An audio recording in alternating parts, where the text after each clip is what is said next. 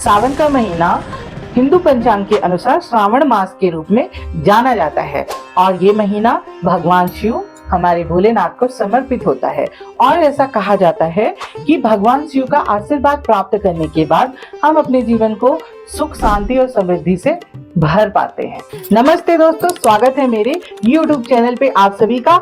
आज हम हिंदू पंचांग के अनुसार सावन मास की चर्चा करेंगे और जानेंगे कि क्या विशेष है इस बार। सावन के महीने को हिंदू धर्म में बहुत ही महत्वपूर्ण और पवित्र समय माना जाता है और इस दौरान मुख्य रूप से सावन के सोमवार, हरियाली तीज और नागपंचमी जैसे विशेष हिंदू धर्म के त्योहार पर। अब हम बात करेंगे सावन के महीने से जुड़ी पौराणिक कथाओं और धार्मिक अनुष्ठानों की, जो कि अपने आप में विशेष महत्व रखता है और इससे जुड़े कई कारण की, जिसको आगे हम लोग विस्तार से चर्चा करेंगे। रुको, अगर आप यहाँ तक आ गए हो तो मेरे चैनल को प्लीज लाइक शेयर सब्सक्राइब करना बिल्कुल भी ना भूलो और जो फर्स्ट टाइम देख रहे हैं प्लीज मेरे चैनल को सब्सक्राइब करो।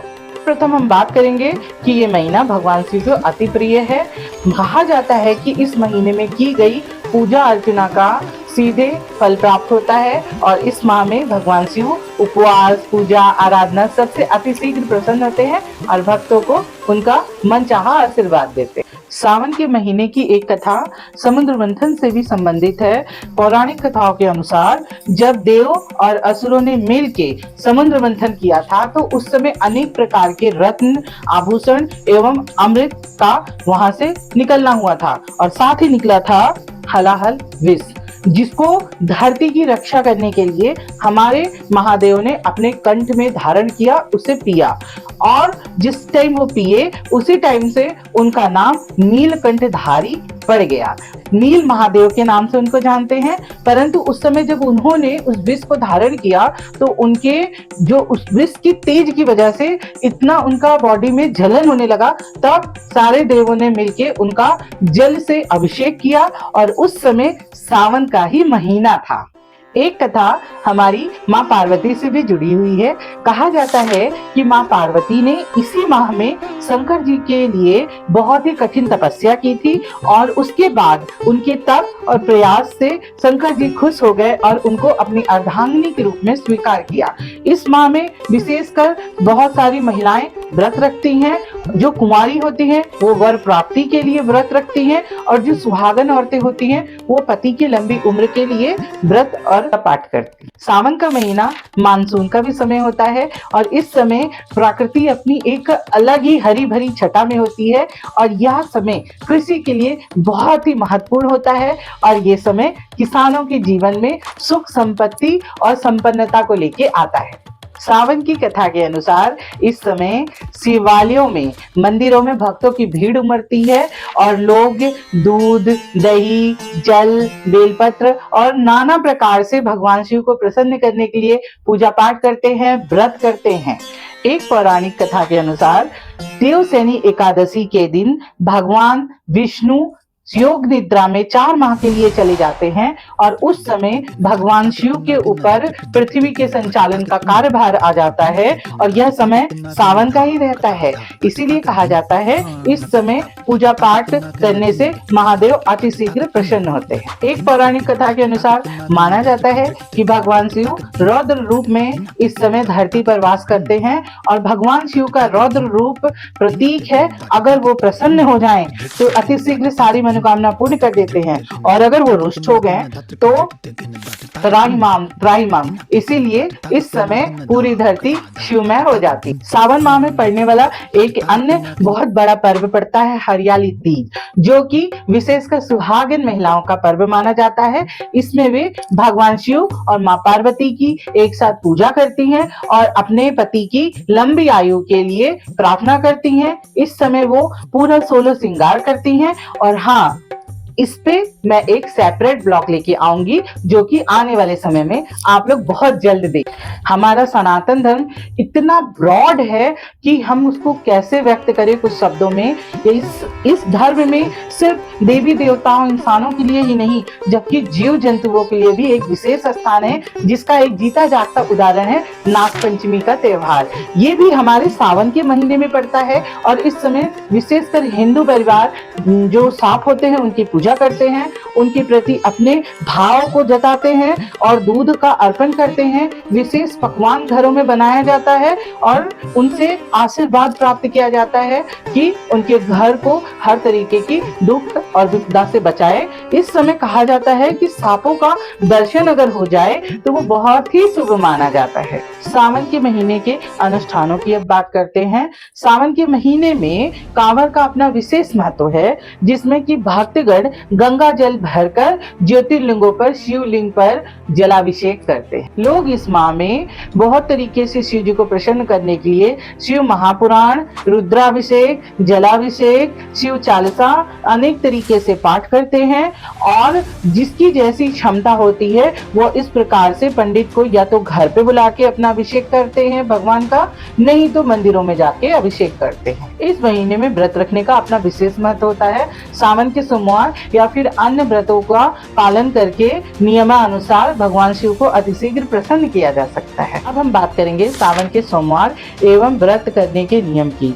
सर्वप्रथम व्रताधारी को सुबह ब्रह्म मुहूर्त में उठ के पानी में कुछ काले तिल डालकर स्नान करना चाहिए। दूसरा बात, भगवान शिव का अभिषेक जल, गंगा जल से होता है, परंतु अगर विशेष मनोकामना है तो उनका अभिषेक को घी से, दूध से, दही से, सरसों के तेल से, काले तिल से, अनेक व्याधि तरीके से किया जा सकता है। और एक विशेष बोला जाता है कि गन्ने के जूस से भी उनका अभिषेक किया जाता है, जिसका अपना ही एक महत्व होता है।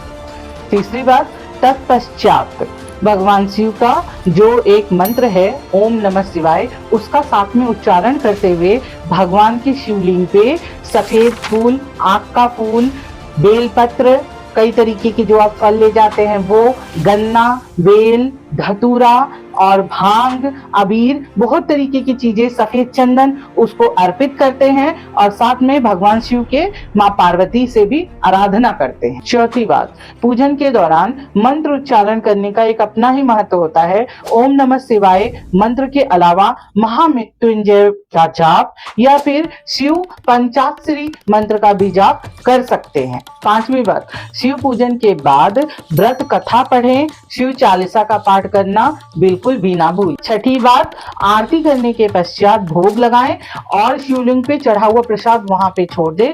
बाकी अन्य देवी देवताओं को चढ़ाया हुआ प्रसाद लेके आएं और सभी को समर्पित करें। इस दिन आप पूरे दिन नमक के बिना व्रत करें और फलाहार ग्रहण कर सकते हैं। और अगर यदि किसी भी प्रकार का शरीर में कष्ट है, आपसे व्रत नहीं हो पा रहा है, तो आप सूर्यास्त के बाद उस व्रत का त्याग करके अन्न ग्रहण भी कर सकते हैं। आठवीं बात, ज्योतिष शास्त्र के अनुसार चंद्र दोष के निवारण के लिए शिवलिंग पे गाय का दूध अर्पित करें, उससे समाधान हो जाएगा समस्याओं का और वो दिन सोमवार का ही रहे।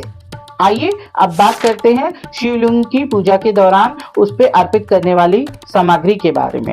सर्वप्रथम बेलपत्र, समी का पत्र, आक का फूल, भांग, धतूरा, इन सबको शिवलिंग पे अर्पित करें। उसके बाद आक के फूल को महादेव को समर्पित करें और उसके साथ ही जब हम जलाभिषेक करेंगे तो वो सिर्फ जलाभिषेक नहीं होता है, उसमें जल से भी शिवलिंग पे अभिषेक कर सकते हैं, साथ में घी से और दूध से, दही से, शहद से और गन्ने के रस से भी शिवलिंग का अभिषेक किया जाता है। मिष्ठान के रूप में दूध से बनी जो बर्फी होती है, पेड़ा होता है, उसका अर्पण करें, उनको नैवेद्य चढ़ाएं। उसके साथ भगवान शिव को जो सीजन में उपलब्ध फल हैं, जैसे कि बेल हो गया, सेब हो गया, अनार हो गया, केला हो गया, अमरूद हो गया, जो कि उस समय सीजन में उपलब्ध हो, बहुत महंगे फैंसी फल का कोई जरूरत नहीं। और इसके साथ भोलेनाथ को जो भांग होती है और ठंडाई होती है, ये जरूर चढ़ाएं।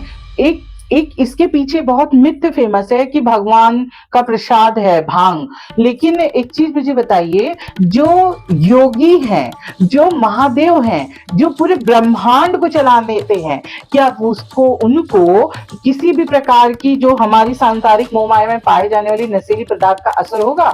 जी नहीं, ये नहीं होगा, लेकिन लोग उसको गलत तरीके से बोलते हैं। एक्चुअली में जब हम इस तरीके की नशीली चीजों का तर्पण करते हैं भगवान को, तो उसका एक अर्थ यही होता है कि हमारे अंदर जितने भी निगेटिव चीजें हैं, हमारी जो भी सोच है, उन सब को हम आज से छोड़ रहे हैं। महादेव ने जिस तरीके से जब समुद्र मंथन के दौरान विष निकला था और उसको ग्रहण किया था, उसी तरीके से वो हमारे अंदर की जितने भी गलत चीजें हैं, निगेटिविटी है, वो स्वीकार कर लेंगे और हमको उन चीजों से मुक्त कर देंगे। तो इस वजह से भांग और जो भी इस तरीके की मादक पदार्थ भी भगवान को चढ़ाया जाए। आइए बात करते हैं सावन के सोमवार के समय दान की जाने वाली वस्तुओं के बारे में। सर्वप्रथम नमक की बात आती है। कहा जाता है कि आपके घर में अगर कोई बुरा समय चल रहा है तो वो कट जाएगा। उसके बाद कहा जाता है तिल का दान करने का, जिससे कि आपके आत्मविश्वास बढ़ेगा और आपके आत्मसम्मान में बढ़ोतरी होगी। और तीसरा दान कहा जाता है घी का दान, जिससे कि अगर आपके शारीरिक रूप में कोई व्याधि है, कष्ट है, तो वो दूर हो जाएगा। आइए अब बात करते हैं सावन से जुड़ी कुछ रोचक बातों की। सावन का महीना बारिश का महीना होता है और ये भगवान शिव के जलमग्न रूप को प्रतिबिंबित करता है। इस माह में खास करके 12 ज्योतिर्लिंगों में जैसे काशी, बैजनाथ धाम, उज्जैन, हरिद्वार जैसे तीर्थ स्थानों पे भक्तों की बहुत ही ज्यादा भीड़ देखी जाती है।